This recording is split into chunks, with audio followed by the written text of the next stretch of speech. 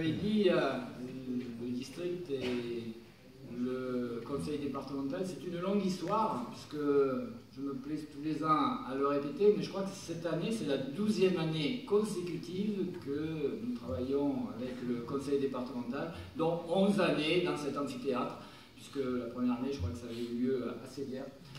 Et je crois que nous avons été une des associations qui a inauguré l'amphithéâtre. Donc vous voyez aujourd'hui, quelque part, c'est déjà une longue histoire et comme vous l'avez aussi dit, j'espère qu'elle perdurera, qu'elle continuera dans les années qui viennent.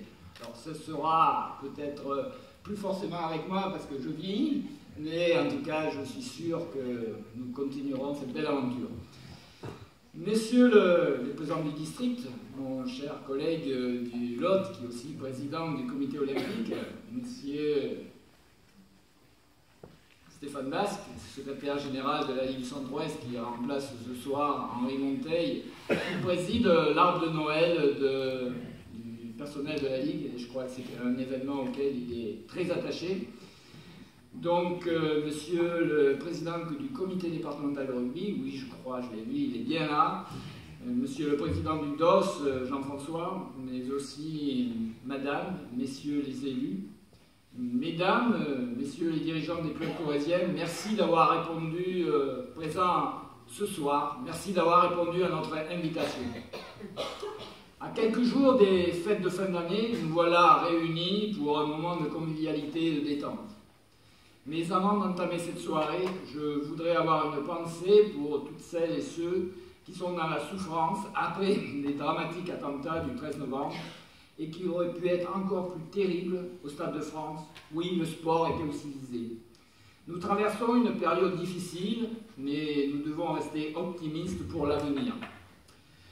Dans quelques minutes, nous allons remettre les challenges sportifs aux clubs qui se sont distingués lors de la dernière saison, mais aussi honorer un certain nombre d'entre vous. Vous qui donnez sans compter de votre temps, et parfois plus, pour votre passion, le football. Bien loin des paillettes et des déballages médiatiques, vous êtes présents tout au long de l'année pour faire vivre votre club et participer activement à la vie sociale, éducative et associative de votre commune. Avec plus de 2 millions de licenciés et des centaines de milliers de bénévoles, le football amateur remplit un véritable rôle de service public sur tout le territoire. Oui, le football, c'est aussi ça, et c'est surtout ça. Je terminerai mon intervention par un sujet qui nous préoccupe tous en ce moment, la réforme territoriale. Comme vous le savez, elle touche également toutes les fédérations sportives, donc le football. Les ligues devront correspondre aux nouvelles régions et les districts aux départements. Dans ce domaine, nous n'avons pas forcément choisi cette réforme. Elle nous pose des problèmes importants, mais elle est incontournable.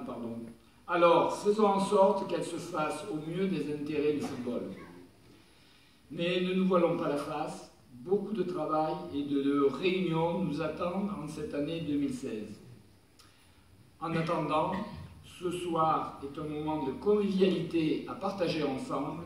Aussi, je vous souhaite une bonne soirée et de très belles fêtes de fin d'année. Merci encore.